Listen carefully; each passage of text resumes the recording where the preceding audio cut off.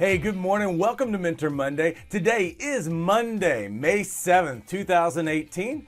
We've designed Mentor Monday to be a weekly microdose of encouragement, inspiration, and miracle grow on your potential as a coach. This week, I wanted to share with you some tips on how to remember the names of people. And starting out as a coach, I really did not enjoy getting out and meeting people, mostly because I kind of pictured myself as a balanced introvert, not the person who works the party or any of those other things. But one of the things that I learned very quickly as a new coach is that 90%, and this is what I tell our coaches all of the time in Jumpstart, 90% of your work starting out as a coach is just getting out and meeting people. It's building your network. It's finding a group of people that you can serve. And I figured I had a responsibility as a coach to be the best that I possibly could be at going out and meeting people, as well as the fact that I wasn't going to allow my personality type to determine how much of an impact that I was going to make on the planet. And here's one thing that I want to say to you really quickly. If you're one of those people who feels like I don't have a personality type that's out and about and I don't like meeting people and those kinds of things, listen, your purpose is bigger than your personality type. Sometimes people talk so much about their personality type that it becomes their primary identity. But I hope you know that your purpose should have a much weightier part to play in your identity than what your personality does. And if it doesn't, maybe you can make that shift. So here's a few shifts really quickly that you're going to have to make to become a person who's really good at remembering names. I'm going to talk about mindset shifts really quickly, but secondly, I'm going to give you a couple of tools that's really going to help you start remembering names immediately. First thing, stop saying I'm terrible at names and start being compelled to remember names, because you can remember names if it is really important to you. And let me show you how I know that. Think about the time when you were out looking for that significant other, or maybe you found that significant other. The first time that you laid eyes on that person, if you found them attractive or found them remotely interesting, or the possibility of becoming that person that you've looked for your entire life, when you met them, no one had to tell you their name 2 times or 3 times. Actually, you were so interested, you were so engaged in that person that you remembered their name the very first time that you heard it. And here's the thing, is that when you meet someone, that has to be your intention. Your primary motivation is that I want to be compelled by this person so that I can remember their names. Listen, as a coach, the greatest gift that you bring to the planet often is the fact that you will listen to people and that you will take note, that you'll believe something about them before they believe it about themselves. Another mindset shift that we have to have as we're going out is instead of feeling like, oh, this is going to be hard, this is going to be difficult, this is going to be challenging, this is not me, I'm not comfortable in my skin. One of the mindset shifts that we can start embracing that will really help us is to tell ourselves, and maybe even to say it out loud, tonight or today, I'm going to go out and I'm going to meet the most fascinating person on the planet. Sometimes these people don't know that they are yet. That's the beauty of being a coach, is that most people haven't had the mirror held up for them to show them what their greatness is, to call it out, to pull it out of them. And so as coaches, we have to be out, as we're out and about, we have to see that in people, start to recognize those things. And when we start recognizing those things, we will be compelled to remember someone's name. When we hear it for the first time, it's going to be a beautiful thing on our ears, because we understand that that's the most important word that this person's ever going to hear in their life. They've already dialed in, they're already sensitive to it.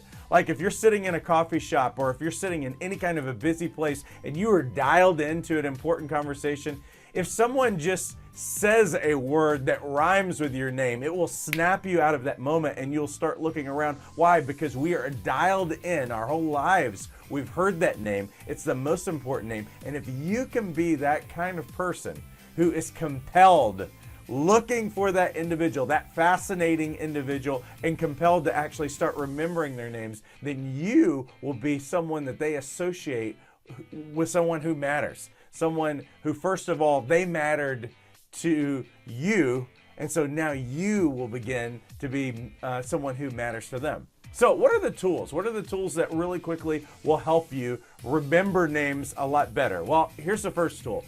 The first tool is this, is when you first meet someone, just say their name as quickly as possible. Now that's usually the opposite of what we normally do. Most of the time people say their names, and about 30 seconds later, if I said, hey, what was that person's name? You won't even remember it. In most cases, it's because we don't really listen, but there's another issue that is at play, and it's called the Baker effect. And it's the fact that names are very arbitrary. They don't have meaning in and of themselves. And because there's so many people who are named a certain thing, or that names, again, they don't have something of substance, they're not tangible, they don't connect us. And see, the way that our brains work is that when we hear something, it's always trying to link and make a connection to something else. And names don't often have that. And so what we really have to do is we have to have some cheats, some hacks, that, some tools that when we hear something, we hear a name, we have got to make a connection to it as quickly as possible. So when you meet someone for the first time, the first thing that you can do is to start saying their name as quickly as possible, and say it back to that person. It doesn't have to be awkward. So let's say that I met someone whose name is John. I can just say, John, it's so nice to meet you. What am I doing? I'm confirming that I actually heard their name. I'm saying it very quickly, and this person's hearing their name. And it allows me to have a couple of more seconds to hold on to that name as I'm looking at them. Or I can just say, hey, John. Or you can ask again, and it's really important. If you didn't hear their name the first time, don't be embarrassed to ask them to say their name, especially if it's a complicated name. You can ask them to spell their name. And that gives you that much more of an opportunity to stop, listen to them, take it in, and hold on to that name for as long as you possibly can. When I have that person's name in mind, I can go to tool number 2, which is this. It's simply association. I'm going to be really intentional, not only about listening to someone's name, but again, the Baker effect teaches us that we need to connect. We need to make a link, an association of that name with something that is familiar with us, that will help us to remember. And so find a strong visual image, because images burn in our mind. They burn pathways really quickly. We can usually remember for many years what we have seen. And so all we really need to do then is link that name with some kind of a strong visual image. Often that can be a person. Let's say that I've met this person named John. What I can do is I can visually remember someone that I know, someone who is meaningful in my life that I know. Maybe I see them frequently, but someone who represents a strong visual representation of that name. Connect this person that you've just met with that individual. Now let's say that you don't know anyone with that name. Then you can just find someone else who has that name. So let's say the person's name is John, but I can't think of someone off the top of my head. Maybe I just associate with them with somebody who is famous or something like that. Maybe Little John, or maybe I connect them with John Wayne or something like that. But let's find some kind of a John out there that would connect them with a person. But you can also associate them with a thing. And how do I do that? Some kind of a picture, or some kind of an action, some kind of a visual representation of that name. So let's think about that. Let's think about our person John again. What is a visual representation of John? Maybe it's a bathroom. I don't know. I mean, maybe that, and we don't want to be crude or anything, I guess, but frankly, when I'm thinking off the top of my head, if I can associate John with something, I'm thinking of a bathroom. So maybe I just simply think of, the picture outside of a bathroom door or something like that. Listen, it doesn't matter what you use, just find an image that has weight and it has meaning to you so that you can make a very powerful connection. Let's say that you met a person named Mary. Well, the quickest thing that I could do probably in that moment is when I'm meeting Mary and say, "Oh, Mary, nice to meet you."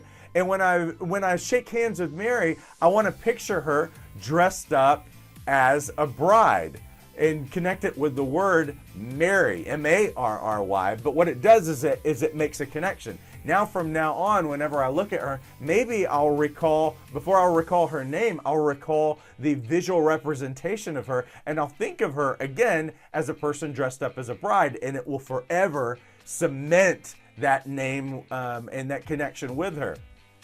You know, the thing is that pictures are really powerful, so that's why we want to use them, because again, it's much easier to remember an image than it is a word. You can also associate their name with their most prominent facial feature. And so a lot of people say, and maybe you're one of these people who says something like, "I don't remember names, but I always remember faces." Well, here's what I would tell you. You are halfway there. And so all you need to do, since you're going to already remember their face, is to start connecting the face, associating the face with the name. And here's how you do it. You choose a prominent feature. It could be the nose, it could be the ears, it could be dimples, it could be the eyes, whatever. Anything that you know that the next time you look at them, you're going to notice that feature about them again. Maybe it's their chin or something like that. Let's say that you met someone named Heidi and she has big eyes. Just focus on the feature and say, "Heidi with the eyes." Or maybe you just say something like, "She says hi with her eyes," and it's going to make that connection. The best part of remembering names is the simple fact that most people are terrible about it. Most people have zero expectation that the first time that you meet them, let's say you met them in a networking group, that the next time that you see them that you're going to even remember their name, because reality is they're probably not going to remember your name. And there's nothing more fun to me than going up, remembering a person's name, and when I use that name, again, it's the most beautiful word that they're going to ever hear in their life. And again, they're going to have immediate connections, immediate positive emotions, and what they're going to do is they're going to connect those positive feelings with you, which is incredible. So if you've enjoyed this today, I'm going to ask you to share it. So I appreciate all your help with this. Thanks so much. Have a great rest of your week and take care.